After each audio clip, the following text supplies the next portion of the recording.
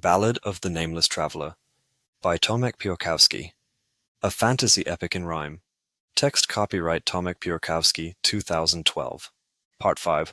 Once upon a time, in the swampy clime that formed the border between Trevanrum and Orenai, Lord Falcon watched warily for the troops of Mordecai, from atop the fortress wall, that stood so strong and tall, over the sparse mountain sands, on the edge of the borderlands. But no army did he see coming from the swampy east. Instead, to the west, he saw what he expected the least one solitary rider on the horizon bleak, coming in from a desert which was not for the meek. Lord Marmion Falcon, for that was his name in full, declared, "What trick is this that fate wishes to pull? Who comes in from that trackless desert? Is it friend or foe? I pray, gods, for now is it time for your help to show." And by him came his trusted friend, the wizard Ezadane, who looked at the rider and said, "You may your fear restrain. There goes the nameless hero, who on that day long ago at the fortress Mandalay managed to save the day." The traveller rode up to the fortress gate, and a request to be let in he did state. Cautiously the borderland troops let him in. Already rumour was making a din. From mouth to ear and back to mouth spread gossip talk, as among them the hero dismounted and did walk. Our hero was handsome, noble, strong, and tall, and admiring gazes upon him did fall. Many wondered at how he had survived, wandering a desert where nothing thrived. His horse was a beauty indeed, a fine example of a steed. Her red eyes flashed with courageousness. One could see the grimmest fate would not dislodge her loyalty. "Welcome, warrior of great fame, the one who walks without a name. Know that now before you in this dark time stands Lord Falcon, ruler of the borderlands, and here for Orenai's army I wait, wondering what will be our fate." The traveller bowed before the noble lord. "I am honoured to offer you my sword. I too know of the mustering of the Orenai, that soon they will march and the art of war will ply. I ask for the privilege to join your glorious band, that I too, for the sake of the world, may fight by my hand." Lord Falcon said, nodding his assent.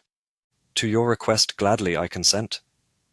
Though the task may yet be a suicidal one, once the war with Orenai is truly begun.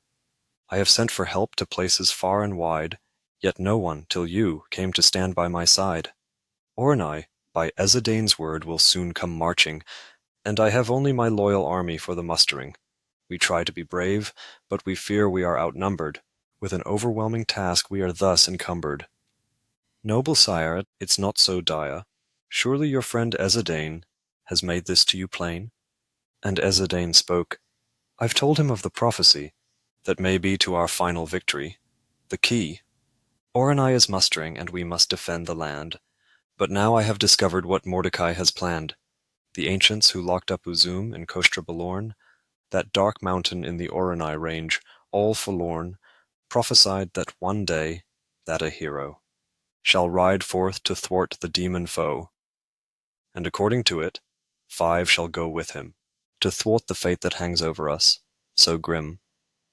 We've been fortifying here, but we wonder what to do, for what good is this army if a demon is in view? Yet before into despair we go, I wonder, are you not that hero?" "Perhaps," said our traveller, "I shall certainly strive, but I still await the coming of the prophesied 5. Now, may I ask for the chance to sleep in this wonderful fortified keep?" Falcon laughed and said, "Of course you may rest, and with drink and food you shall also be blessed. Let us enjoy this peaceful night, for soon we shall be lost in the fight." The fortress was set on a mountain path, and the night wind, seeming full of wrath, descended from the hills, smothering one with chills, and the cold spread into the Orenai, but it would not deter Mordecai. Despite the cold night his loyal generals he called, for no longer would he allow his plans to be stalled. On the plains where his army was gathering, to his tent he called his generals to meeting.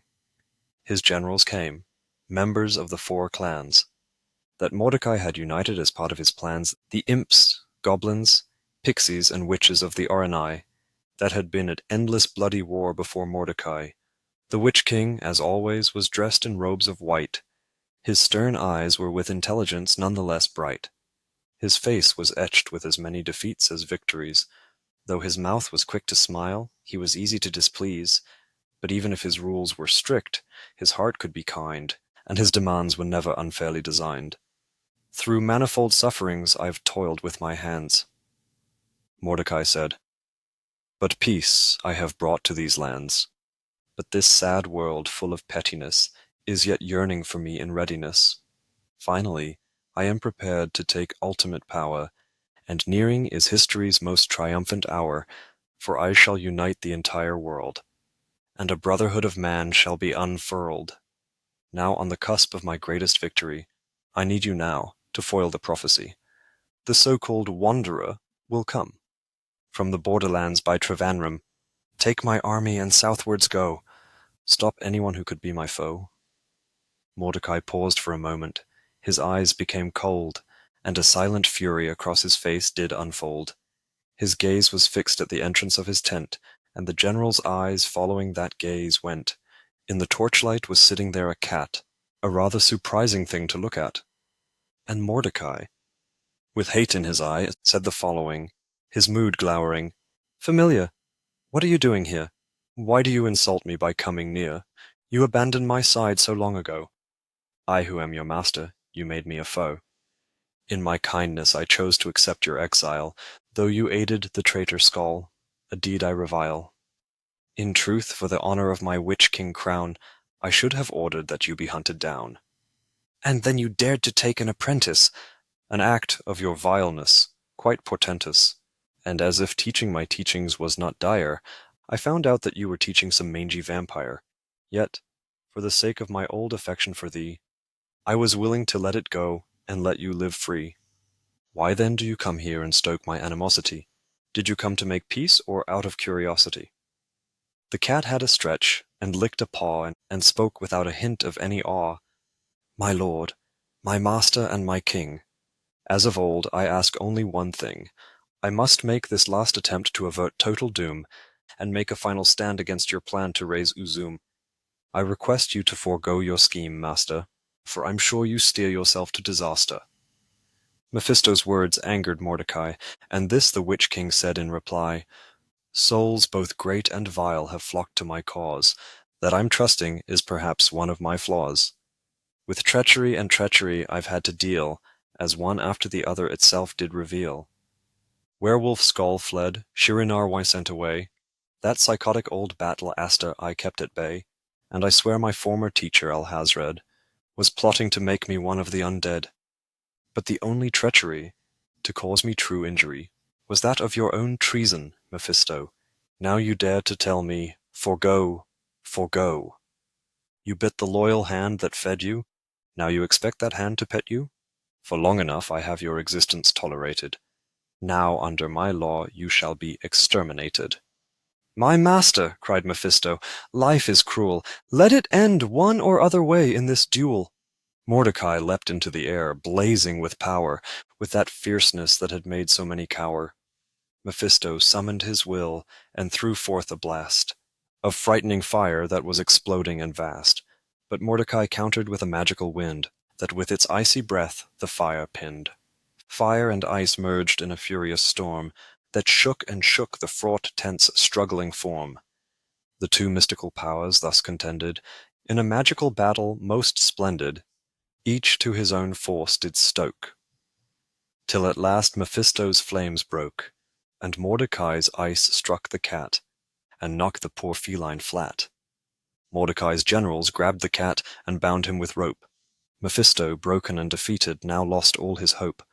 Foolish cat, did you think you can stop me? Now you will die in utmost misery. Mordecai spat out these words, all enraged. He then ordered the cat beaten, then encaged. They hung Mephisto in a barren location, there to die, exposed of utmost privation. Thus he who had driven back the ghouls from Oronai, he who'd united the four tribes, this leader, Mordecai, defeated his former familiar, Mephisto. But although his men cheered the defeat of a foe, Mordecai's generals couldn't help say, If only there could have been some other way. For was there ever a cat so clever as magical Mephisto? I certainly don't think so. Mordecai then outlined the rest of his plan. He ordered Goldry of the Goblin clan to march south and to invade the borderland, and to stop anyone who northwards to come planned. He himself would go to Kostra Belorn, where he would make Uzum to be reborn, for soon the planets in their constellations would for such workings be in the proper stations. He asked only Brandok the Witch to come with him, to aid him with the task of raising a demon god, Grim. He dreamt that once he had of Uzum the mastery, that the whole world would be forced to bend its knee, and thus out of fear of the demon god's hands would Mordecai force union of all the lands. Hook-nosed Goldry accepted his master's will, and he promised to lead with his utmost skill. Then Brandok promised to serve the Witch King with his life, to face all challenges, no matter if hopeless the strife. Thus Mordecai north to many mountain demon land went, while Goldry with Oronai's armies southwards he sent. And Mephisto, in a cage suspended, beaten, dying, helplessly watched from where he was thirstily lying. Dawn came warily to Falcon's mountain fort, as the troops there in readiness did comport. But then they heard the happy din of a friendly army marching in. The flags of the royal house of Trevanram fluttered through the pass to sounds of the drum. Lord Falcon was roused, and eagerly he did greet the leader of the new army, the Prince Aranete. "Hail, comrade! I would sooner die than ignore the Lord Falcon who had helped me once before." So cried Aranete, eager that his debt be repaid, for the time the borderland had given him aid. But alas, Aranete's brother, now Raja, had refused to send his valiant troops, though they sat around disused. Truth be told, Raja Arand still was sore at Falcon's rebellion from before, and though he could see how Falcon had tried to be just, yet to Arand, Falcon was one who'd broken a trust. Arand stubbornly would not consent for the army to Falcon to be lent. So Aranete took his own personal guard, and set off with 300 men, marching hard. Now at the time a certain werewolf was causing trouble, and he'd left Trevanram and its laws on the double, only to stumble on Aranete and his men, who took the daring fellow prisoner then. In too much of a hurry to return, Prince Aranete ordered in words most stern, to enchain and to bring along the werewolf. And thus to the borderlands was brought Randolph, strong, handsome, and alpha, even in his chains. Randolph had the look of one who fate disdains. Regret was a feeling he refused to feel, and his knee was not made in order to kneel. Though perhaps if he'd not seduced an aristocrat girl, he'd never have set Trevanram's lawkeepers in a whirl. The 300 men were settled in then, and Randolph locked up securely in a jail. To plan an escape his mind began to avail. Ezadine then did complain, "To all surrounding lands have we made a plea for help and requests for aid. Yet only Prince Aranete with his personal guard could bother to aid us in the coming battle so hard. Why is that when it comes to the fate of the world, so few are willing into the breach to be hurled?" And our nameless hero answered, "As far as I ken, most are sheep, a few are wolves, and even fewer are men. I no more feel like blaming people for avoiding strife, for I know how little they see beyond their own life. But worry not, for those brave few who will with us stand, I'm sure will be of the stuff to give us the upper hand." Suddenly a boyish cry called out from on high, and every head turned to look up to the sky, and strangely there was a carpet twirling and flying. On it was a boy, who to control it seemed to be trying. The boy was shouting at his carpet. It wouldn't obey, and the boy was starting to think he'd be stuck there all day. But the carpet, to the amazement of all who saw, gently landed inside the fort, to everyone's awe. And on it was one who was now very glad, for he was on the ground now. His name was Sinbad. Lord Falcon then declaimed, "What on earth is this? Is this a joke, or is something amiss? Who is this lad, who rides on the air, on a pretty carpet woven so fair?" The boy, somewhat perplexed himself, did then to them say, "Sinbad is my name, and this carpet carried me away. I was bored at my sister's home in Taskent, with all my energy inside me pent. I wished for a moment that I could have a quest, as I was lying on this carpet having a rest. Then this carpet, which had been refusing to fly, all of a sudden leapt up into the sky. It wouldn't stop, no matter what I contrived, it just kept going.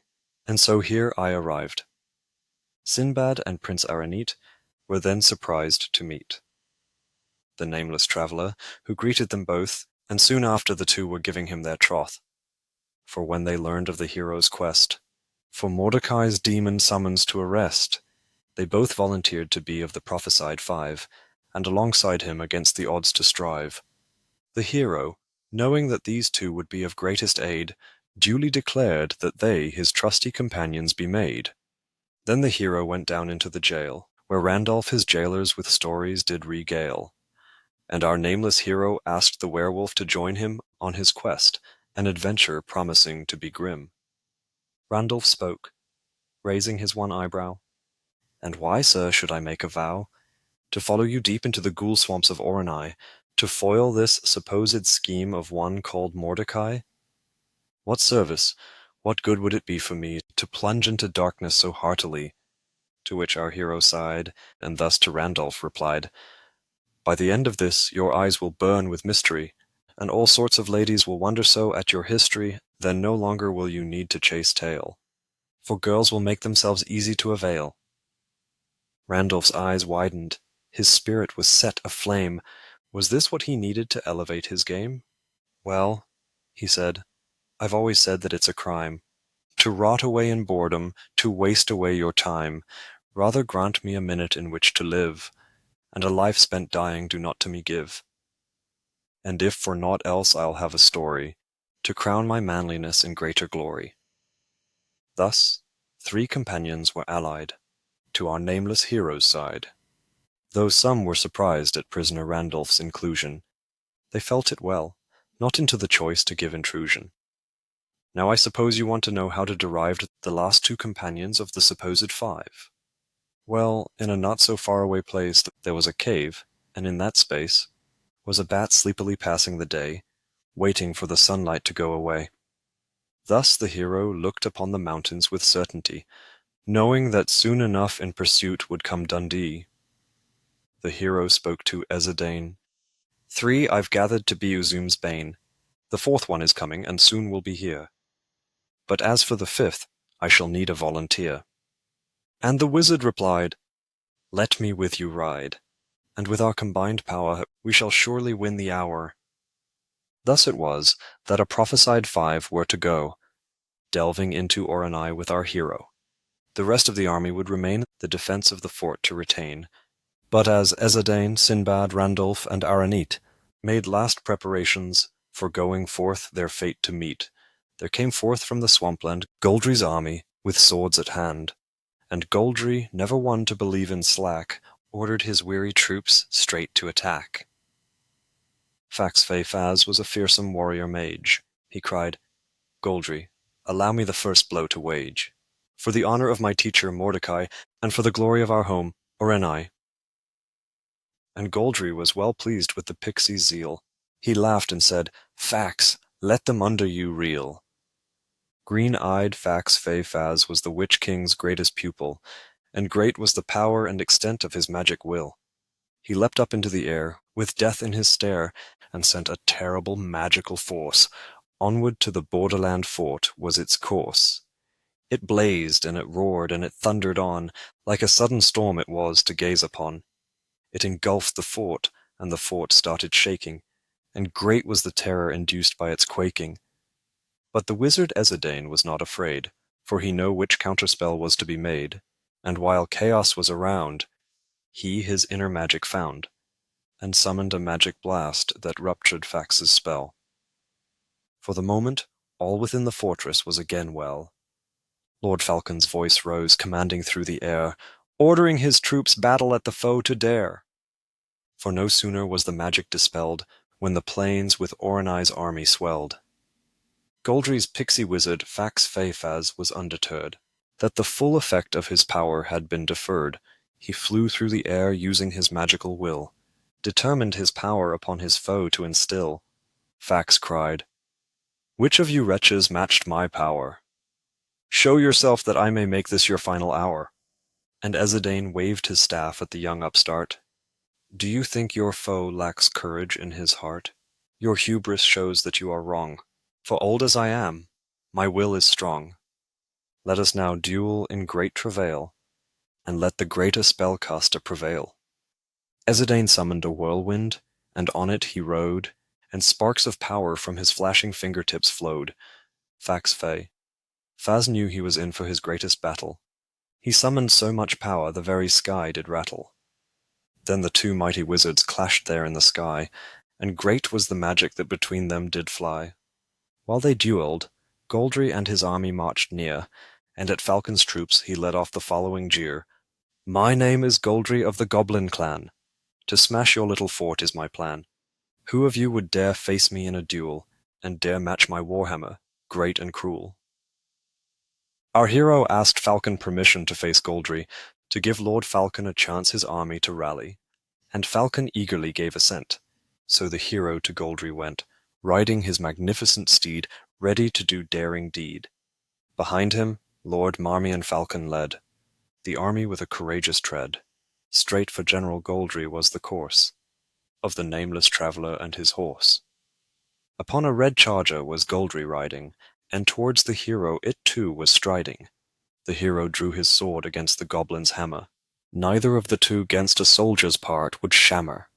Round after thundering round, blow after shuddering blow, whirled the sword and the hammer twixt the hero and foe. And by them Borderland and Orenai clashed, as the two armies against each other crashed. But up above Ezedane and Fax were ever increasing in their attacks, and neither knew who would have the upper hand. As each the other's magic could barely withstand, their magic became increasingly fierce, as if the very sky they would pierce. And finally so hotly did they engage, that their magic started spilling in rage, and the armies below them had to contend with blasts of magic force that did descend. Goldry, in a moment's respite, gave this outburst. Fax, you mad pixie, with what madness are you cursed? This magical assault will tear both armies apart. As much as it pains me, it is now time to depart. One last time Goldry's hammer parried the hero's sword. Then the goblin disengaged from the nameless martial lord, and midst the screeching magic bolts that round them did beat, Goldry's voice boomed through the air, calling for a retreat. Marmion Falcon too ordered his troops to fall back, and within the fort to take refuge from the magic rack. The nameless traveller too summoned his magic will, and magically protected the army from ill. The Borderland army thus safely reached their lofty fort, while Goldry's army backwards in good order did comport. But Ezedane and Fax carried on their fight, and the hours dragged on as they proved their might. The ground trembled and the sky tore, and upon them was a wretched downpour, for the very essence of storms they threw at each other. Wind, hail, lightning, rain, these they hurled at one another. They tore up the soil and boulders they did heave, scattering stones as the giant rocks they'd cleave. They summoned tornadoes and roared the world with thunder, and bangs of echoes thronged as they tore the air asunder. At last, exhausted, they reached a stalemate, with no more will to more magic create. Stumbling on the ground, for they no longer could fly, they glared at each other with an evil eye. Too drained to engage in physical blows, insults and taunts were exchanged between the foes, which eventually became a debate on life, God, wisdom, death, purpose, truth, and fate. Even in this they could not reach a firm ending, with neither wizard as a victor pending, both swearing that they'd win the next bitter round, and that the other would as prisoner be bound. In the dead of night, they decided to call it a day. And in the dark, each wizard back to his side limped away. Fax Fey Faz was stumbling, cold, shivering, bruised, and wet, from battles that involved many an elemental threat. Goldry had been waiting for him, and ordered Fax carried. By the pixie's warm bed, the goblin by his friend tarried. Fax Fey Faz, with an ever-paling face, spoke with a slowly faltering pace. Tend to me, my friend, for I am near my end. Ezedane's magic has torn me up inside, and now slowly into my death I glide. Mortal are my wounds, and beyond healing. But what gives me the most painful feeling is that I feel like I have failed my country, Orenai, and that I have not lived up to my teacher Mordecai. And Goldry told him, No, you shouldn't think so. No man should ever be ashamed of trying his best, and with your great service Oronai has been blessed. Now enjoy every comfort I may give, and I ask of you, try to live. While you try to pull through your hurt, I will not leave your side, till from our shores pulls away this melancholy tide. Meanwhile, the old wizard Ezadane had stopped short, unable to go the last short distance to the fort. But Falcon and some soldiers forth did roam, and the battered wizard they carried home. Exhausted, but without serious injury, Ezadane lay down, holding his foot gingerly. In the fight his foot had been struck by a stone, and it seemed that it had managed to break a bone. I fear that I cannot go as promised, Ezadane said, for now upon this broken foot I can barely tread. I have failed the prophecy. Now who shall go, and as the fifth, help the hero against our foe? And Lord Falcon to this replied, I in your place shall bravely stride. Stay here, recover, and protect this place, in case that wizard again shows his face. And you brave soldiers, listen to me, your liege. Do not venture forth, but sit out the siege. Merely make sure that Oronai's army there you pin. For indeed, the real fight we against Uzum must win. Night is upon us, let us brook no more delay. Nameless one, let us right now go on our way. And thus the 5 heroes set out before the morn, on a quest to stop Mordecai at Kostra Balorn, holding their steeds. By their leads, past the Oronai camp the men attempted to sneak, wary of making their steps sound even a little creak. Sinbad was ordered to fly instead, and he passed the enemy overhead. The hero used his magic to help keep them shrouded. The sentries did not notice their vision become clouded, and their ears did not heed the clip-clop of each steed.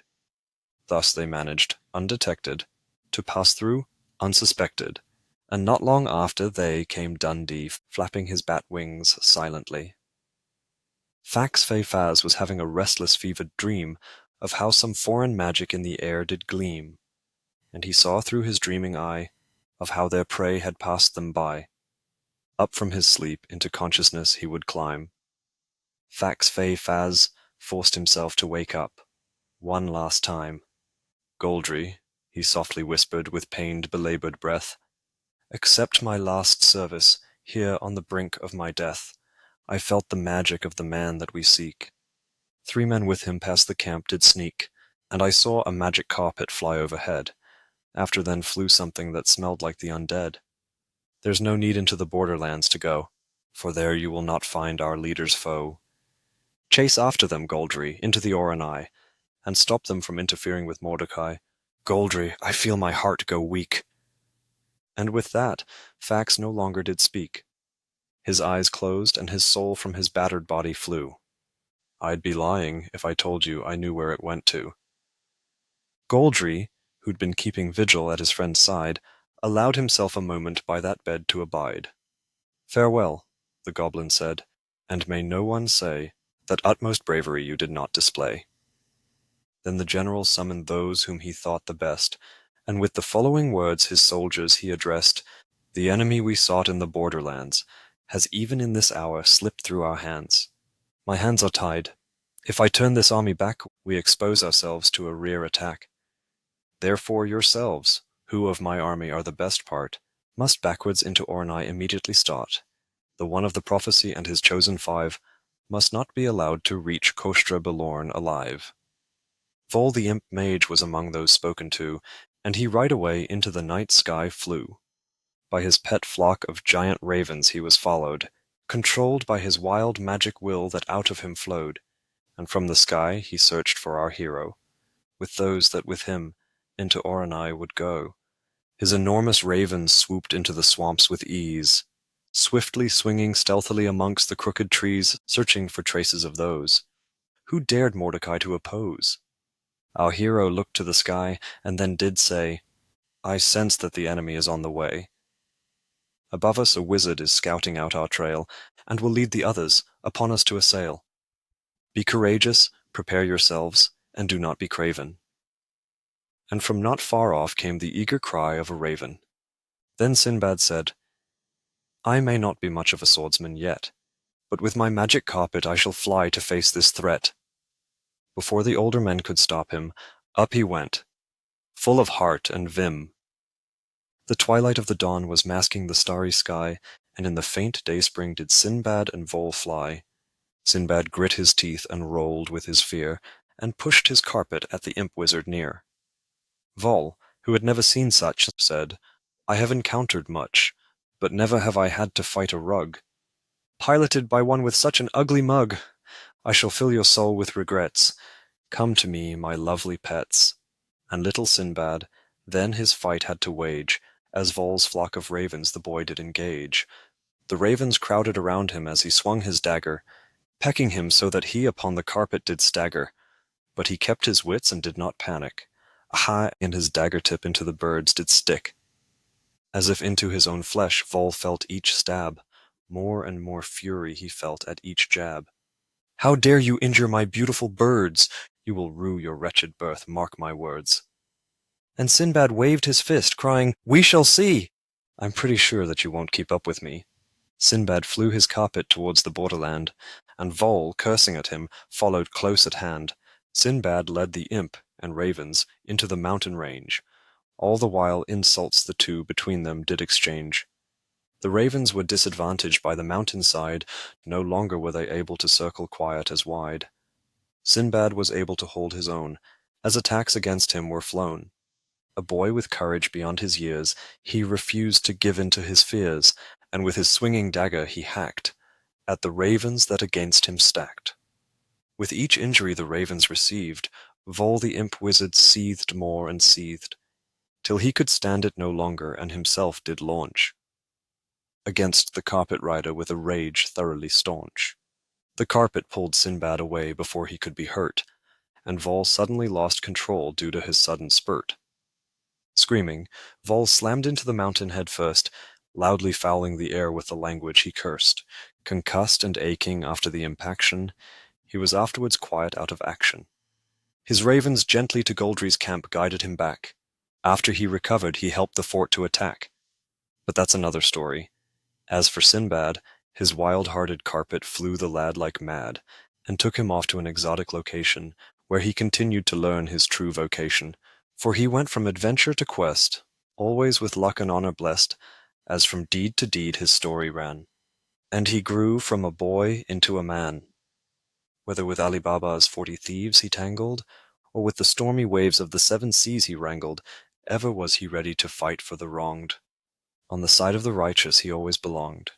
The fame and name of Sinbad spread far and wide, and the label of hero to it was tied. Finally, triumphantly saving a threatened nation, the peoples of that place declared him their salvation and asked him to be their king. And to this day the legends sing of how this camel boy played a hero's role, and though of lowly birth showed a royal soul. And happy was the land under his rule. But ah, you must think me such a fool, for here I digress into someone else's tale, and our nameless one's story thus derail. Back then to the story at hand, of how fared the hero and his band. Serving Oronai was the goblin Galland, wise and wily in the hunt, and strong with his hand. Though Vol was no longer taking part, Galland was well versed in the tracking art, and finding in the swampy grounds some or other trace, he directed the Oronai troops on the chase. Ambush after ambush the heroes fought, with such danger was the passage fraught. After one battle, Aranete was cut off from the rest, at around the heat of midday time, or so he guessed. In the battle's course, he'd even lost his horse. Having lost his friends, he vowed to help them another way, and with his own sneak attacks the enemy did waylay. Galland, seeing Oronai suffering loss, from Aranete's attacks left, right and across, decided to change who he was tracking. He'd now chase him who was them attacking. Aranete made ready his bow for one more hit and run, wondering what to do when all his arrows were done, when his sense of danger cried alarm, and he leapt away, just avoiding harm. An arrow past his face, singing through the air did race. Aranete immediately answered the attack by rapidly firing an arrow right back. "You missed!" cried a voice from the shadow. "Wretch!" Aranete cried. "Show yourself, foe!" A goblin tribesman stepped out into the light, a seasoned warrior, ready for any fight. As a short gesture of truce, he raised his hand and said, "Well met. I am called Galland. A most excellent dodge you gave my arrow. Clearly you are not an easy one to harrow, but though you have my admiration, I must stop your further causation of injuries to my soldiers, comrades, and friends. For a man of honor his companions defends, and I hope that I have your understanding, not your blame. What does it matter? Battle is battle. Have my name. I am Prince Aranete. At home I'm a soldier of fame. Now let us fight, for to run away is a soldier's shame." Each was known for war prowess in their respective lands. Each was a master of the weapons they held in their hands. Aranete fought with daggers, Galland with a trident spear, and for many long hours they clashed with their martial gear. Neither of them were available for their side's cause, as the duel went on and on without a pause. And slashed were their bodies with lines of red, as from their many wounds they slowly bled. At last Aranete, his will to fight ever strident, with a mighty blow shattered Goblin Galland's trident.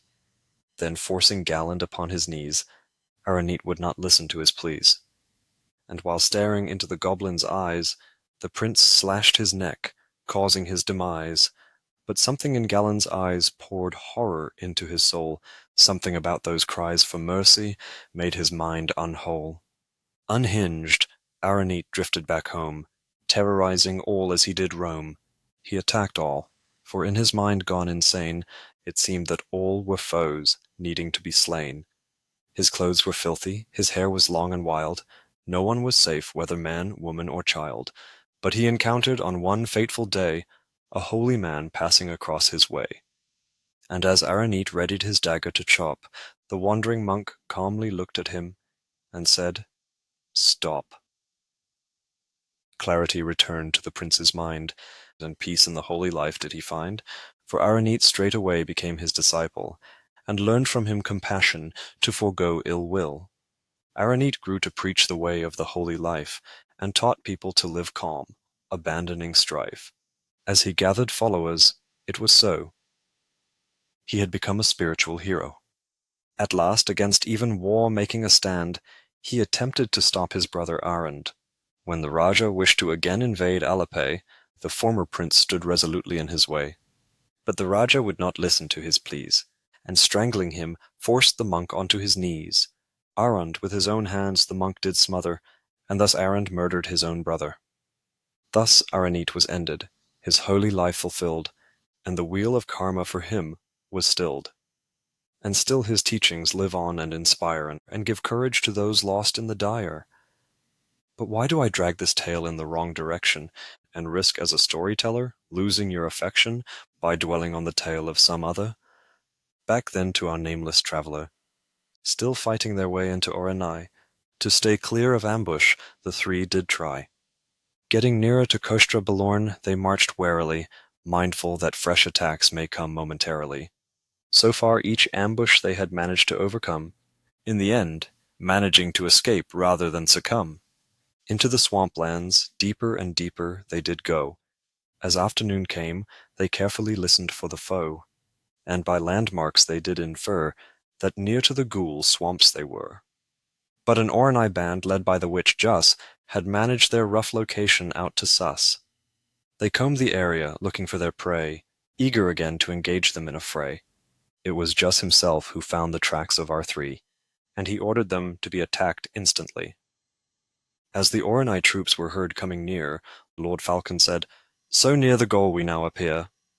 Why should we let these fools us further delay, when it is Uzum that we must keep at bay? I volunteer to go forth and these troops to harry, for too long here in these swamplands do we tarry. I will keep them back with my sword and scorn, while you two race forth to Kostra Balorn." The hero, looking at the setting sun, knew without doubt that his time to stop Mordecai was fast running out. Also, his magic will was being used up with each fight, slowly sapping him when he needed to preserve his might. He approved of Falcon's plan, and cast a spell, to make it seem that they were there as well. And while he and Randolph on did ride, illusions of them stayed by Falcon's side, not realizing that two illusions he did see Just was exultant when he, at last, saw the three, just standing in the path, waiting, at last from onward rush abating. Just ordered that his troops his foes surround, that any plan to escape they could confound. But Lord Falcon laughed at them all. His swinging blade upon them did fall. He charged into their ranks, not caring about his flanks. Was it luck, or was it skill, that protected him from ill? He smashed through them and galloped away, and then turned back, taunts at them to spray. Just furious gave chase with all his hosts, riding after Falcon and his two ghosts, not realizing that he was on a merry chase, that Falcon simply wished Just's aim to displace. At length the magical illusions dissipated. In a ruse Just realized he had participated, as the twin ghosts by Falcon's side dissolved.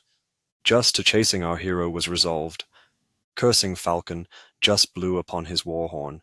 Turning his men back towards Kostra Belorn, Lord Falcon wandered on, lost and disorientated. In the dark swamps becoming quiet, irated. At last to the borderlands he found his way back, where he was in time to lead against Goldry's attack. But again I digress. The fate of the borderland must wait until I complete the story at hand. Our hero and Randolph carefully rode, wary of wandering into the ghoul's abode. As the sun set, they carried on as the dark unfurled, knowing that time was becoming short to save the world. But Just, caring little for the ghoul threat, pushed on, trying our heroes to net. And somewhere in the swampy Oronai stark, Dundee awoke with the coming of the dark. Coming out of the shelter he made, readiness in his eyes he displayed to renew his pursuit of the nameless hero, a pursuit that had started so very long ago. But as Dundee prepared once more to carry on his unending chore, he was startled by a shimmering ghost, in the shape of his former master and host. The spirit of Mephisto was before him, and Dundee bowed to the cat's shape, so dim. "Dundee, silly bat! Why are you doing that? Stand up, apprentice, and listen to me. I am dying, and life will soon depart the cage in which I'm lying. No, do not think to come and rescue me. I'm too far gone to save, Dundee. Apprentice, will you grant me my final request, and honor your former master's last behest?" Dundee replied, "My teacher and master, what do you ask of your student Laster?" Mephisto then the following meowed, "I know that you are quite proud, and that revenge you have long sought, against him whom your father fought. But that same one that you seek is the last guard against the bleak. Know, Dundee, that the demon god will soon arise, and lead to what may become the world's demise. A prophecy exists that states the world may be saved, but only at ultimate cost to those that fate had braved. The nameless wanderer must be allowed to go to Kostra Belorn, where he will face the foe. And may he save us all from painful doom at the hands of the demon god Uzum. If you would not help him, at least retreat, and some other day perhaps you will meet." Something in the way Mephisto spoke, a terror in Dundee's heart awoke. He could feel the fear bedeck, with hairs the back of his neck. There was a horror evoked by the name Uzum, and thoughts of things that were best left in a tomb. Dundee's instinct was to run away, to keep this evil at arm's bay. And something in his memory spoke cold and chill. "Do as you will, but it will be to your ill." But even as these thoughts came, Dundee felt within his heart flame, the courage that had pulled him through days most dark and grim. And thus he then spoke to his former master, "I believe you, teacher. I, Count Dundee Laster, will not just stand by while the world is in danger, and for now I'll not quarrel with the nameless stranger, and neither will I stand aside and do naught, while with peril our world is being fraught. I admit that just now a great cold fear through me ran. I thought to be a coward, but I choose to be a man, though I fear that my very life will be harrowed in the strife, and though I feel an unknown sinking dread, I will seize my courage and rise instead. Mephisto, my teacher, you saved me when I was weak. You fed me in my hunger and sheltered me when meek. How can I refuse what you ask? I will do this forthcoming task, and for your honor and your sake, I will my utmost efforts make. Mephisto replied, "Don't worry of my honor's sake, when it was my honor such a noble student to take. Now I can calmly go to rest, for I know you shall do your best." The ghostly cat then disappeared into the air, released from a world full of toil and unhappy care. And there, where Mephisto's encaged body lay, the cat to this world gave his last breath away. Dundee felt a sorrowful pang within his heart, knowing that his teacher forever did depart. But let me take my story and your mind's eye back to another part of swampy Oronie. Witchman Juss's reckless march had found its prey, and the hero and Randolph were plunged into the fray. In the swirl of fighting, thus actuated, Randolph and the hero were separated.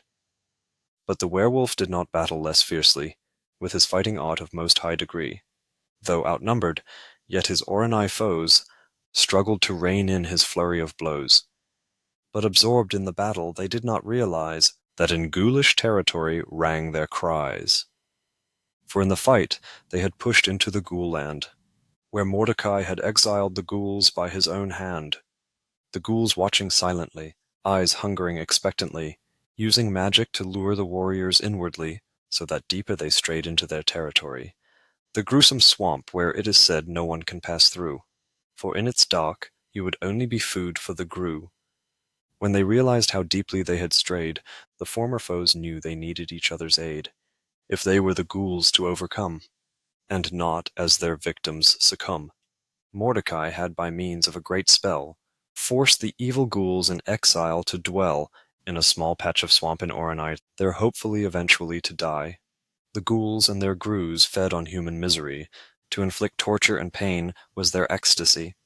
They unleashed themselves one time upon the Oronie, and would have invaded the world, if not for Mordecai. But they were only contained in their land constricted, after much horror. Death and pain had been inflicted. And ever after they still lusted for human flesh, ever ready a new victim in their swamp to enmesh.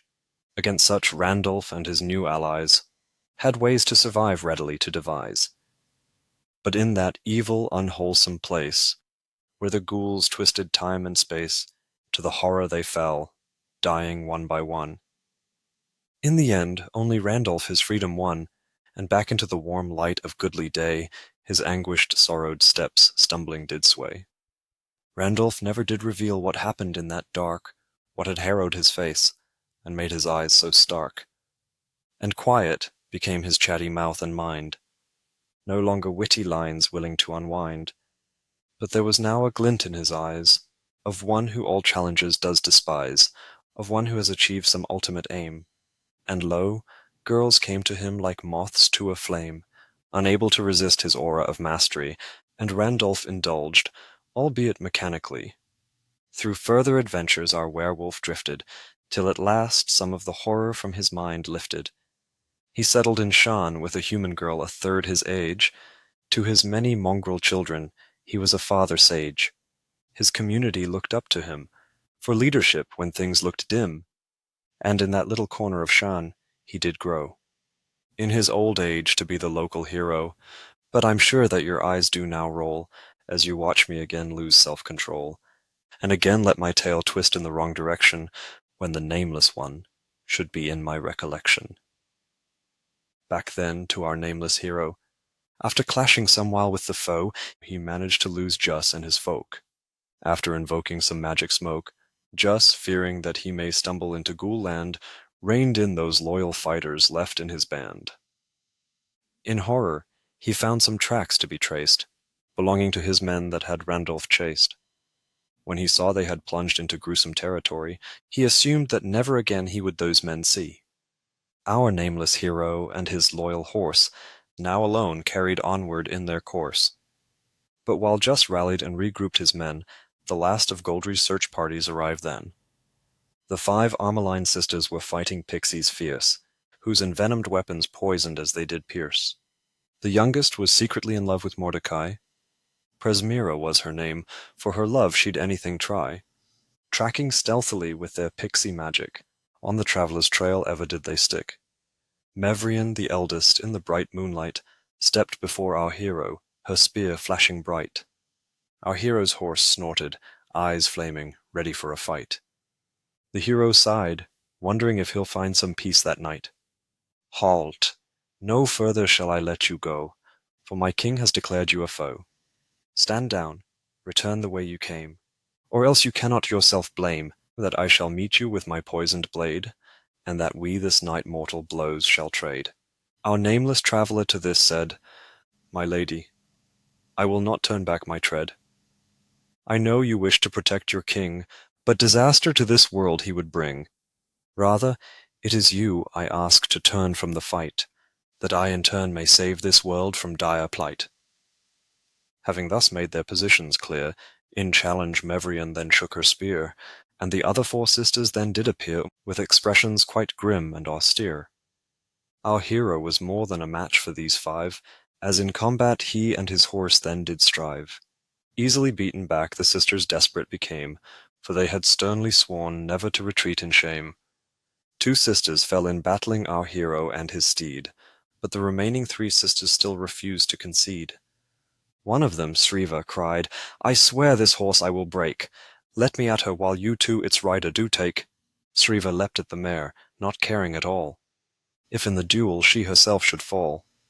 The horse reared up, and brought down its hoof, smashing Sriva Armeline's skull's roof. But before she received the killing blow, her spear across the horse's thigh did go, and though the wound should have been slight, 'twas enough to give poisonous blight. Mevrian meanwhile was locked closely in duel, each blow and counterblow her rage did only fuel, while Presmira felt a growing despair at failing the man for whom she did care, and a desperate plan did unwind from the far reaches of her mind. For Mordecai! She cried, and striking from the rear, she impaled her own sister Mevrian with her spear.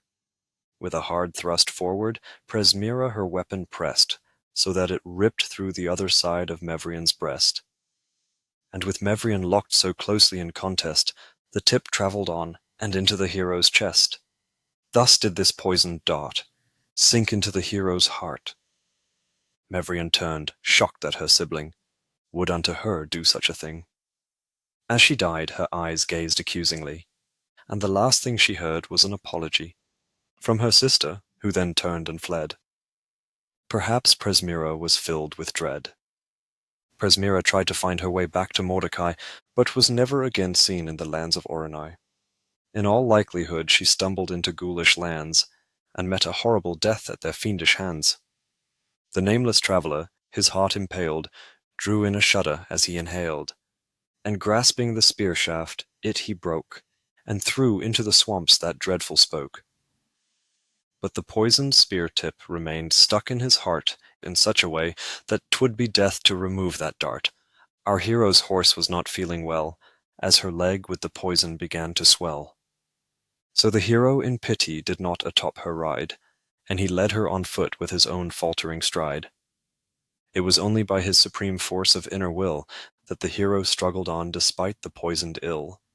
But the spear-tip shard within him continued oozing poison grim, and every heartbeat sent a shatter through his mind's eye, for the tip jabbed, and pain across his mind would fly. Then he lost the way. With his mind so jumbled, into the ghoul swamp him and his horse stumbled, as the hideous ghouls jabbered near. Hoping to net them with magical fear, the hero realized his mistake. His power again did awake. He raised his sword and cast upon it a holy light, which rays penetrated into the gruesome night. Then the ghouls and their grooves shrinked away, like darkness fleeing the early light of day, and the hero and his horse carried onwards in their course. Now undisturbed by the evil things in that land born, they went on, though wounded, on to Kostra Belorn.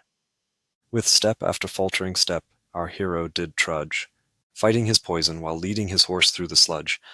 When he felt his hand pulled back with a tug, he could feel the reins of his steed backwards shrug. The reins out of his cold, tired fingers dropped. Our hero turned to see why his horse had stopped.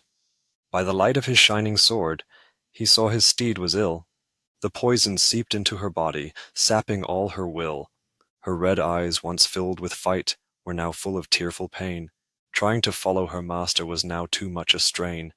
Her eyes seemed, I'm sorry to say, then the poor steed's legs gave way. The mare fell to the ground with a heavy thudding sound, and she looked up at her master, helplessly, while not far behind some grooves laughed gibberingly. Our hero cradled her head in his hands, this steed who with him had braved many lands, who had crossed oceans and deserts without complaint, who could fiercely fight and when ordered show restraint, who had ever been beside him where he had travelled, ready for any danger that may have unravelled.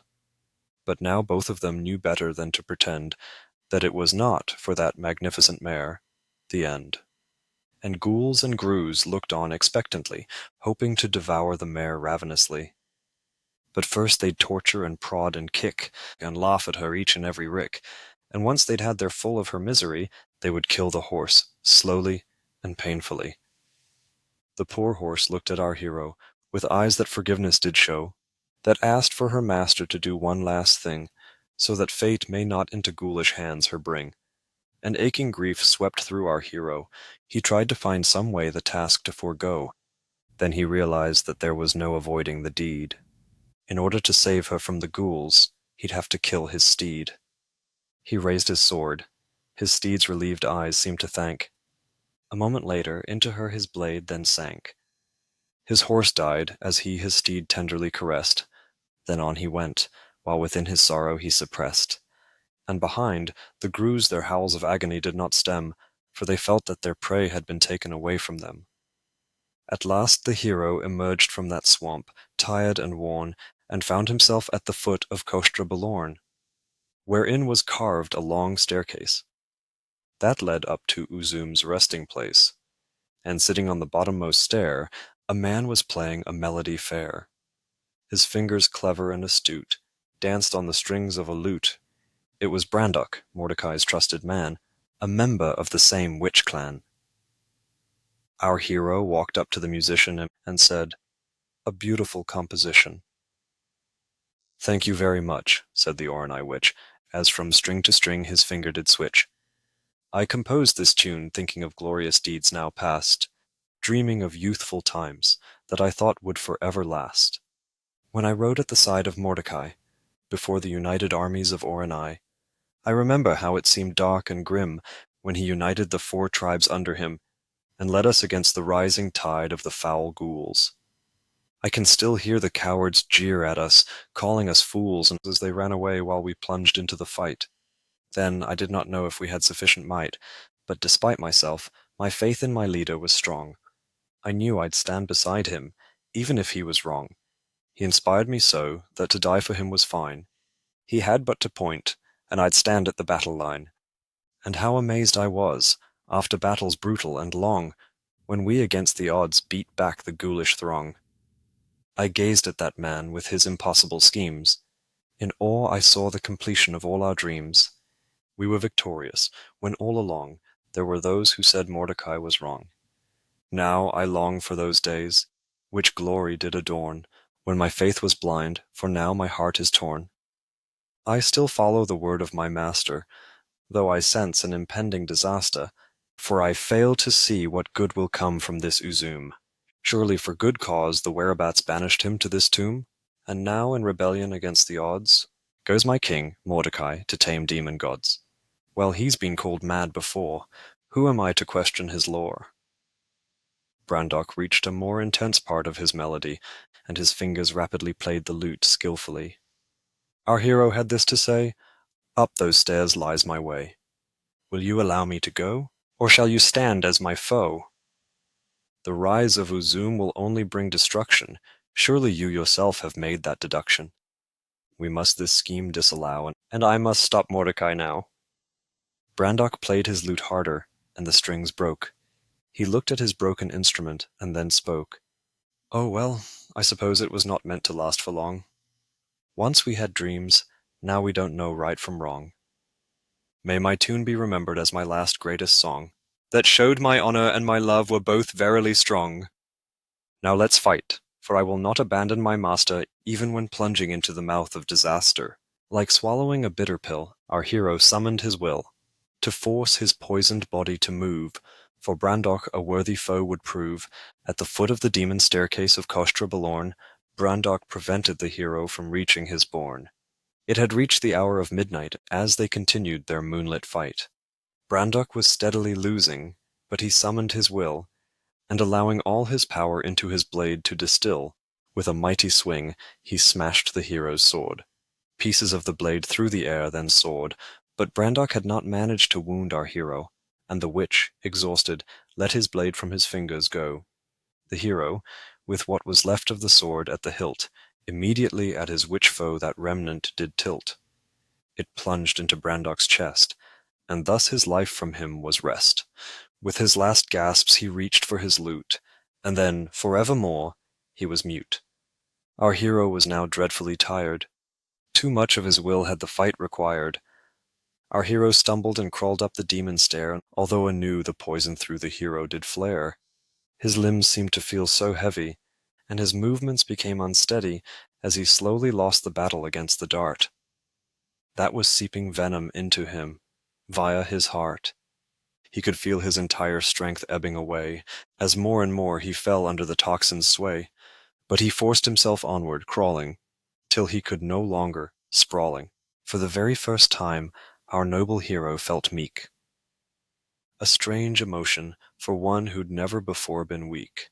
And in fear, and in despair, and in pain, he called out to the skies, his voice did strain, "Gods, I have ever been your servant contentedly, but now I need help.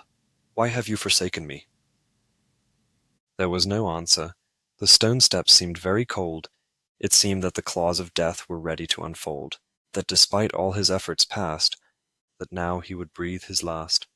But suddenly a sword by his face did float. 'Twas a blade, not death, now touching his throat. Our hero strained upwards to see, and he saw over him kneeling, Dundee! After many years of searching without rest, at last he had found the object of his quest. Dundee was holding a sword to our hero's neck, and something was holding the vampire in check. Easily could he have killed the hero then, like a helpless lamb in a wolfish den.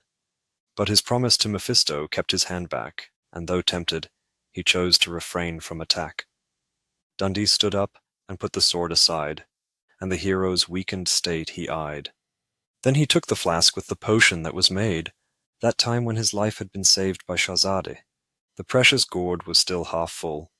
The stopper from it he did pull.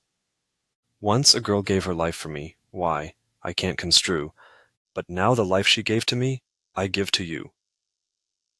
Our hero was so weak and without strength that he could not take the flask, though at arm's length. So Dundee cradled the hero, brought the flask to his lip, and gently tilted the potion that he may take a sip. The potion was profoundly reviving. With each gulp the hero was imbibing. The poison from his weary limbs seemed to recede.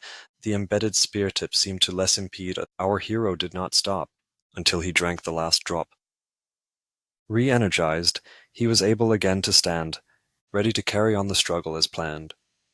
Dundee then spoke, "Do not think that I forgive you. Once this is over, my father's death you will yet rue.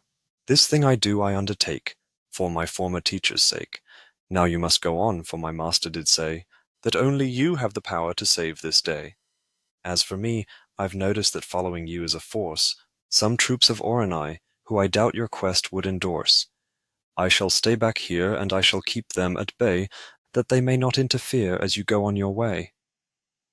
Thus did Dundee stay upon the demon stair, while our hero up the mountain did fare. Still 1,000 steps he needed to climb, upwards on the old worn stones, covered with grime. But though Shahrazad's potion had revived him, yet the poison again seeped into each limb, for the spear-tip remained embedded in his heart, and the draining toxin's effects once more did start. This time, though, the venom managed to find a way into our nameless hero's mind. Though his legs were still quite strong enough, yet his mind could only will them to scuff, for his spirit was sinking into despair. His ordained fate just seemed too much to bear. He stopped halfway up to the tomb, wherein was sealed demon god Uzum, and he sat down on a step with his hands cradling his head, unable to overcome his growing sense of dread. He was so burdened by hopelessness that he was paralyzed by helplessness. And the arrow of suffering in his chest beat him on with pain, giving him no rest. The nameless traveler raised his eye, and saw he was already quiet high, that of the surrounding lands he had a view. As his vision across the horizon flew, far off in the distance he could see the borderland fort. He saw that by it flames were dancing about and athwart. To be beaten by Sinbad made Vol feel shame. Vol the imp mage himself did greatly blame. So Vol had sworn to destroy the fortress wall. He succeeded, and a part of it did fall. That was the cause of the fires, now dancing around the spires. And though Vol had died attempting this mad feat, Goldry was quick to invade the broken concrete. Indeed, Goldry in this assault almost took the fort. When the returning Lord Falcon this attack did abort. There in the distance a rough battle was being waged. The hero with his magic eye watched them as they engaged. Although passionately they did brawl, yet they seemed so ant-like, so small, pathetic, insignificant in the face of it all. All that work, to be blown away as soon as comes a squall. What for? What for? What for? This thought drummed in his core. A spear-tip was in his heart, and his body ached. With pain and misery was his mind thoroughly raked. How easy to be a hero when healthy and strong. How difficult when one forces one's body along. Why bother? Why bother? Why bother? Helplessness his being did smother. And our hero with his prophetic eye gazed and saw what in the future did lie. A world ravaged by demon god Uzum, cities and nations brought to their doom, men, women, children in utmost agony, dying enslaved to the demon villainy. What good was the human race, if that was the fate they would face? Then the nameless traveler looked once more at that one fate he had always looked at before, where he would confront Uzum in the demon god's mountain tomb, and there, in a great endeavor, he would defeat the beast forever. But he could not tell if he would survive, if, after that battle, he'd still be alive. He knew he might not win if he did not reveal his name, for without a name, his true power he could not claim.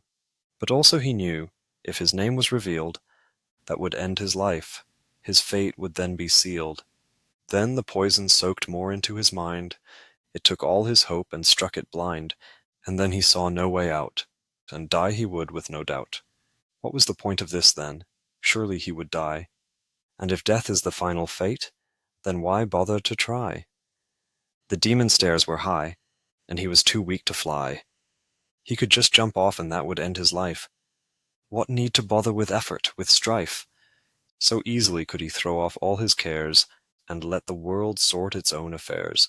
Our hero rose and decided to leap, to throw his body off into the deep. Then he stopped, and as if awakening from a sleep, sense and reason into his spirit returning did creep. If I must die, why must it be here?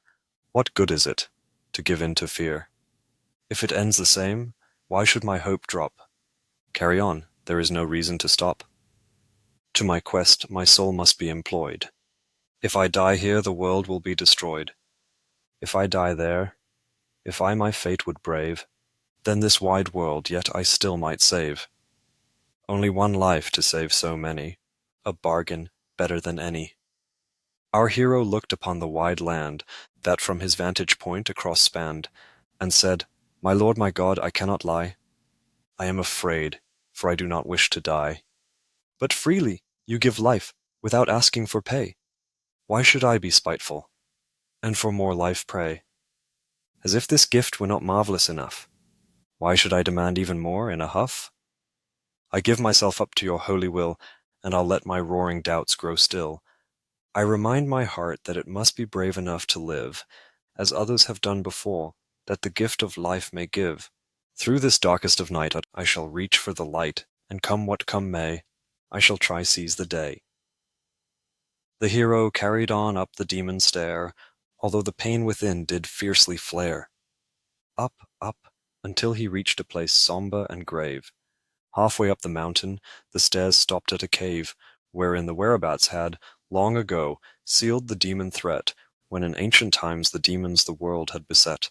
The cave had been locked by the whereabout folk, with a mighty stone that Mordecai broke. The rock that had guarded the world for an age was now shattered in pieces, as if struck in rage. Something flickered from the dreadful tunnel's end, faint fingers of light through the cave it did send. It was a brightness from deep within the hill, whatever was shining was not warm, but chill. But it was enough to light up this tunnel, that into the mountainside did funnel. And so our nameless hero into that tunnel then did go. Meanwhile, the last of Juss and his troops were marching up the stairs in groups. These Oronai soldiers were worried lest they should fail to stop the hero's quest. Stunned, they found dead Brandok, but past the body they rushed, vowing to bury him on their return in whispers hushed. Up the stairs they did scurry, but although in a hurry, they halted and were surprised to see. Standing in their way was Dundee. Halt there, you shall ascend no more. Turn back, or we'll soak these steps with gore. Thus spoke Dundee, in the setting moon's light, strong, commanding, and ready for a fight. And Juss came forward, and greeted, then spoke. You cut a grand figure in that scarlet cloak, but I ask of you, why do you stand in my way, at such an hour near when night turns to day? To which Dundee then replied, I made a vow to my master, that Uzum's rise I'll not allow. I owe him a debt that I cannot repay, and thus I honor my teacher this way. I too, said Juss, have an obligation. Let me explain it with a narration. I was a child when the ghouls attacked. I watched as they my village sacked. My parents died before my eyes, and no one heard my pitiful cries. As the ghouls were coming toward me, I was too terrified to even try to flee.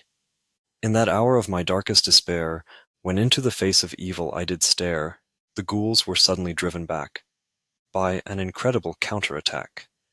And I saw this man who would later be my king, as he fearlessly upon the ghouls did spring. I saw him wield such fearsome power, that those evil things back did cower. Mordecai took my pathetic self into his arm, and then promised me he would protect me from harm. I was tiny, and he was big, fatherly, strong. He was the only thing right in a world of wrong. He saved my life, and right then I swore, an oath that burned itself into my core, that I shall loyally serve him as my master, and follow him even to the jaws of disaster. For he is my king, my hero, my prophet, unto him all I am I do commit. Now stand aside, for I will not break my troth. Get out of my way, and let me fulfill my oath. Dundee refused. Juss ordered an attack, to make a way through, with slash and hack. As they fight, let us to the cave return, and let's the nameless hero discern. The nameless traveller had just passed through the cave, and around the cavern in the mountain a look gave. The inside of the mountain was a huge room, hollowed out, with a wide pit in the middle, which cold light did spout. Upon the walls of this hideous crypt were written spells in ancient Werebat script, written with blood, and still manifesting a holding spell, that the demon god's power continually did quell. Thus in limbo was Uzum kept sealed, such great power did those mages wield. The pit in the middle seemed to have no floor, as if it stretched down forever and then some more. And Mordecai stood by its gaping maw, with eyes of steel and a firm set jaw. He was about to complete an intricate spell that the rise of the demon god would impel. Stop, cried our wounded hero. I ask that this course you forego. Mordecai, startled, turned to see who had talked so impertinently. The witch-king looked upon our hero, and what Mordecai then said went so. It is you. Whenever I made progress, I then did stall. Whatever avenue I took, you would build a wall. In whatever part of the world where I hatched a plan, you finished my schemes even before they began. I'd have long ago been able to raise Uzum, and would have witnessed all my dreams come to bloom. It's as if you worked tirelessly without slack, to time and again set me and my agents back. And for what end? Surely my task is not lowly. Surely my aims are honorable, good, and holy. With the demon god at my command, I shall unite each and every land, as I march with the armies of the Oronai, and all peoples in brotherhood I shall tie. I will end all misery, war, and strife. Justice shall rule in all aspects of life. Don't you understand? I am the hero of this story. To myself shall come all the power and the glory. This is my dream, to bring peace to the entire world, to allow a golden age upon it to be unfurled. Do you see, it's not for my sake that I do this, but for others, that they may live in peace and bliss. But perhaps you consider me too brisk to deal with demons, to take such a great risk. But since when has anything great been achieved, without the dangers of that what you've conceived? To hesitate now, that I cannot afford, only from great risk can come great reward. So what if this action could myself destroy? Don't starve of my dreams, rather push me to cloy. After all, it doesn't matter if we live or die. What matters in the end is that we dared to try. Now bear witness, and stand far away, and watch as I my power display. Mordecai returned to his summoning spell, and the hero leapt forward, this attempt to quell. But Mordecai, casting 2 spells with his left hand, threw a magical blast, like a fiery brand, while with his right hand he continued to summon Uzum. From the depths of the glowing pit, the demon god's tomb, the magic blast flew straight at our hero. The hero curled his fist and against it did throw. The attack shattered, flaming shards scattered, and the traveler was safe momentarily. But our hero in horror then had to see Mordecai complete his spell. The very room seemed unwell. Something felt very wrong. Time itself seemed to prolong. And from the depths of the pit, one could there surmise that something at the bottom was beginning to rise. It grew larger and larger as upwards it rose, and the mountain rumbled as if in agonized throes. Up from the pit came Uzum, up from what had been his tomb. Like some ancient horror risen from its grave, huge and hulking, the demon god filled the cave. It put 2 mighty claws down alongside the pit. Each of those huge fingers round a man could fit. Its dragon wings expanded like thunderclouds, and filled the room like 2 unholy shrouds. Its reptilian eyes opened, revealing a cruel gaze. It was the figure of Mordecai that they did appraise. Mordecai, undeterred, summoned a magic coil, that like some living snake did writhe and roil. Like some sailor trying to spear a giant whale, the witch king the coil against the dragon did flail. It wrapped itself around the demon god like a rope, so tightly that to escape it seemed there was not a hope. Demon, obey me, who has summoned you. With your power, a new world order I'll hew. Uzum blinked and laughed very loudly. Such a worm, and he speaks so proudly. As if it was thread, Uzum tore the magic cord, and said, You clearly are a mighty human lord. A mere demon you'd certainly subjugate, and bind forever to serve you in your fate. But you did not research your odds, when you chose to vie with demon gods. And Uzum took Mordecai up in one mighty claw, before the witch king another binding spell could draw. No mercy unto Mordecai would be shown.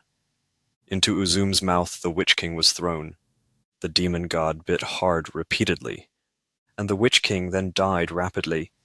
Then the demon god swallowed, and rubbed his tummy, and with a horrid grin upon his face said, Yummy! The nameless traveler, although he was weak, would not against the demon god be meek. Hoping that he his quest and destiny could now fulfill, the hero summoned all that was left of his inner will. He flew through the air, putting all his force into one blow, as he a mighty punch against a demon god did throw. But the demon god did not even so much as twitch. Uzum laughed and said, Well, mighty one, you made me itch. By the legs, Uzum then grabbed our nameless hero, and like a rag doll against the wall the hero did throw. Then again and again against wall and wall, bones crunched and snapped, then Uzum let the hero fall. Our nameless traveler on the cave floor did sprawl. Never before had he been so battered in a brawl. His body was bleeding, battered, bruised, and mashed. He could barely open his eyes, his face was so gashed. Our hero then knew that for all his efforts and trying, that if he did not use his name, he would end up dying. So he summoned up what was left of his inner will, to force his body to live on for a few moments still. The hero, despite his broken legs, made himself stand. The nameless traveler at Uzum raised a mangled hand. Ho ho, the worm still lives, Uzum commented. Has it not yet enough been tormented? The hero replied, If it is all the same, Give me a moment to tell you my name. The hero spoke. His power awoke. His name came out as a mighty roar, so loud that the roof of the cavern tore. The earth shook, and the mountain top erupted. Thunder flashed, waters heaved, the world was disrupted. But before I go on, let us step back a bit. That I return to Dundee, I'm sure you'll permit. A fierce moonlit battle was waged on the demon stair. Juss and his men did not well against Dundee fare. The steps were littered with the corpses of Oronai men, until it was only Juss and Dundee left fighting then, as on the horizon a faint line of light showed the sun was about to end the night. Dundee said, "You are the last. Do you still aspire to try and defeat me when I'm an undead vampire?" Juss looked upon the day as it began to break, and replied, "Too much effort I need not make. See how the dayspring does awake. The sun will soon all your power take. But I wonder, I've heard in an old Oronai tale, of how a whereabout of the Star Clan did assail the demon army on these very stairs. I wonder if you are not one of his heirs." Dundee cried, "I know nothing of ancient history. You stole me." "Well, never mind, let the sun shine on me, fight me, and do not your battle spirit quell. I'll fight come sun or dark, come paradise or hell." Weary but proud and unyielding, the two fought on, and across them slowly the sunlight shone upon. Dundee's skin began to burn, and hot grew his pain. The more the sun rose, the more Juss advantage did gain, but just as the witch was the fight about to win, there was suddenly a great cacophonous din. A roar, like a voice shouting a billion things, like some monstrous bird thundering its epic wings. 'Twas the moment that our hero his name revealed, and had unlocked all the power within him sealed. The earth shook, the mountain exploded, rocks began to fall, avalanches here and there around the mountain did sprawl. In that moment of confusion, when both were stumbling, Dundee slipped and into Juss was thrown, tumbling. The vampire took the chance to bite Juss's neck, a move the Oronai man was helpless to check. Juss managed to beat Dundee off him, but it was too late. Dundee's blood with Juss's mingled. Undeath was his fate. Juss's body was already transforming. The sun on his skin was painfully warming. But he cried, "Never mind that you've made me a vampire. I pledged my lord to fight, no matter how things seem dire." So they fought on, their flesh burning off in clumps. Their fingers and fists became charred, smoking stumps. Skin peeled off their faces. The unrelenting sun rose, and on the shadeless demon stairs shone on the two foes. At last, Juss's will was broken. On the ground he did crash, and his undead body shriveled, then turned into ash. Dundee, smouldering, under an Oronai corpse did crawl, and in its scanty stinking shade he curled into a ball. So we leave Dundee, lying under one of Juss's men, and I turn the story back to the traveller again. His name revealed, golden power flowed out his body, bathing him in light, healing every injury. The hero pulled out the arrow buried in his heart.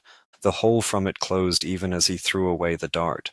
A mighty aura surrounded him, blazing. He stood, strong and noble and amazing. His tattered clothes mended, and changed color from black to gold. In that cave, it was quite a wonder that did unfold. The roof of the cavern had been completely blown away, and the last few stars could be seen greeting a new day. Uzum, covered in falling dust, at the hero stared. Strange unknown feelings through his dark demon heart fared. "I've awoken at last, having slumbered so long," the demon said, "and now strange thoughts through me do throng. For though an eternity I have lived, yet now here, you have taught me one last lesson, the meaning of fear. I know who you are, I know what you are meant to do. I know who sent you, and from where this power you drew. You would have died either way, but now I too must die this day. Well, I will not just give up and kneeling lie. I will show you how a demon god can die." Uzum flew up from the pit and into the sky, the morning sun glinting on his wings as he did fly. The hero flew after him, and pulled him back by the tail, and the demon god helplessly downwards did flail. Uzum then tried to strike out at the hero, but every claw swing was just too slow. As if teleporting, the hero flashed from spot to spot. Everywhere Uzum's claw was, the hero was not. Then the hero started gently slapping the beast around, but each effortless slap did the beast powerfully pound. The demon god was flung from place to place, unable to keep up with the hero's pace. Finally, the hero managed to summon up his will. He made ready for his ultimate task to fulfill. He launched a gigantic magical blast. Never before had such power been amassed. It struck Uzum and covered the demon in light. The demon god quailed in the glory of its might. The beam blazed and blazed unrelenting. Uzum's body began dissipating, and with one last unholy dying roar, the demon vanished, gone forevermore. The demon god Uzum was at long last dead, and would never again fill the world with dread. Our hero, powered by renewed inner will, flew straight out of Kostra Balorn's accursed hill. Gliding down the demon's stair, he of Dundee became aware. He covered the burnt, shuddering man with his cloak. The vampire from some delirium then awoke, and asked, "Why do you shelter me from the sun?" "Because," the hero replied, "your work is done. Let me now take you some place where your wounds can mend. Though an enemy, you are also my greatest friend. You've aided me more than anyone in this world, and helped me overcome any challenge at me hurled. You have always been a force for good, helping whenever no one else would. If only I had the power to make one thing undone. If only you had a father who deserved such a son." Dundee then struck the hero with his charred arm, but was too weak to do the hero any harm. So instead, he said, "Murderer, of my father do not speak. I will yet my vengeance upon you wreak." The hero ignored Dundee's ire, and carefully shielding the vampire, flew into the sky and crossed the Oronai. With his new awakened power he crossed at such a speed that an hour later, by the border, he did proceed. Lord Falcon wearily was still leading his army, protecting the fort against Goldry's force defiantly. The hero flew into the fort and put Dundee inside. He found the darkest room in which Dundee could abide. He whispered, "Restore now your body and will. Cease to follow me, and spare yourself from ill." Then the hero over the warring armies flew, and summoned a golden light that grew and grew. It amazed all those who gazed upon it, and warring weapons suddenly still did sit. The awesome hero, clothed in gold, glided down to Goldry and said, "General, you have led your men valiantly. But King Mordecai is gone, and your people need you, and I will not allow this pointless war to continue. Turn back, your attack, and lead your people home. Do not in foreign lands roam." And Goldry, gazing upon the glorious light, that upon our wonderful hero did bedight, felt that all the hero said was true, and that Mordecai was dead, he knew. Goldry ordered the Oronai force to move away and take a homeward course, and Lord Falcon's army watched them go, and did not bother to harass the foe. Goldry took over the leadership of Oronai, once it was clear that they had lost their leader Mordecai. He ruled wisely and kept the tribes united, and fought the ghouls till the last was smited. The foul ghouls and their grooves the world at last departed. Thus the goblin had finished what Mordecai had started. And tales of that heroic and difficult task are still told in Oronai to all who for them ask. The borderland army gazed upon the hero with awe, as the hero walked among them perfect, without flaw. Some gaped, some dropped to their knees and prayed, some bowed down low and obeisance made. Lord Falcon, covered in grime and sweat, to the fore came and our hero met. With him Ezadane too came to greet. With a great smile the hero he did meet.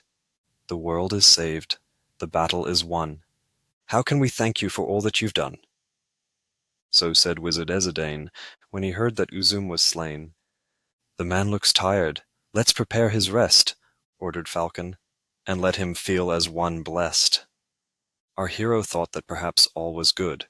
As he in that adulating crowd there stood, perhaps they'd been wrong. Perhaps he was not to die. Perhaps with his name revealed, he could fate yet defy. Then suddenly a pain did attack, and through his body it did rack. He moaned, and everyone looked upon him in affright. The hero then had a coughing fit, as if struck by blight. Clumps of blood he then spluttered out, and his body was sore all about. Then from the rearmost ranks came a cry of dire dread, as something hideous towards the hero did tread. The soldiers parted as the thing through the army moved. A hideous creature to look upon, such it proved. It was a horse, but its flesh was rotting, and live maggots from it were dropping. It stank hideously, and its hide only in clumps here and there did abide. The hero, blood dripping along his face, stood there stooping, rooted in his place. Then he straightened himself, and wiped the blood away, and thinking out loud, this he then to all did say, "Why should I have thought myself a unique exception? Despite all my efforts, from fate there is no exemption. After all, anything that begins life with breath must one day meet its inevitable death. No beginning is spared of its end, and now back to the west I must wend, back across the sea of suffering to the other shore, from where I came, that pure land so long ago before. Take me then, horse of death, back to the west. Take me back home, I think I deserve some rest." The hero mounted the rotting steed, and the thing westwards did proceed. Some aura made the soldiers fearful, mute and still, and they watched dumbly, as the sight their hearts did chill. Into the desert the horse did ride. No one interfered with its stride. Lord Falcon was the first to shake off the dread, which had filled with paralysis every head. He grabbed a living steed and rode after the hero, determined not to let such a man so easily go. But no matter how hard and fast he rode, the horse of death ever before him strode, and although they looked like they were going at a slow trot, the distance between them and Lord Falcon would shorten not. Our hero turned and gave Lord Marmion a wave. Something in his expression was serene yet grave. Lord Falcon stopped the chase, helpless to prevent the taking away of one who'd been heaven sent. Back at the fort, Dundee from his room erupted. Fierce rage his thoughts and his feelings disrupted. It was still daylight, but the vampire didn't care. His eyes were fixed on the hero, who away did fare. "Murderer!" he cried, "I've pursued across ocean and land, and I'll continue the pursuit till you fall by my hand. I will my vengeance upon you fulfill. I care not if it should lead to my ill." Dundee took the nearest horse, and for the hero set his course. But if only he had taken a moment to look, such a steed Dundee surely would have chosen not to brook. For it too was rotting and maggoty and rank, with eyes that were filled with death, lifeless and blank. It succeeded where Falcon had failed. Past the Lord Marmion they sailed. The poisonous sun was burning into Dundee. From his body strands of smoke came billowingly. Nearer and nearer he approached our hero, shouting in his frenzy, "I will not let you go." Then the two, faded from view, into the horizon they did disappear. What happened after to me is not clear. Maybe they died, but I have heard so many a tale of a nameless hero ever doing good without fail, and of a scarlet-clad man ever on his trail, ready for the sake of good his efforts to avail. Perhaps they are still out there and questing, ever saving the weak while we sit resting. But with my poor skill I've made my tales such shambles, I am sure you have grown bored of my rambles. Let me not keep you. Let's now bring to a close this story that for you I did compose. These were the tales of the traveller, so good and so bold. This was the traveller of whom such great tales are told. Tales of him linger far and near. I've given the tales that reached my ear. What was his name? I am sure you wonder.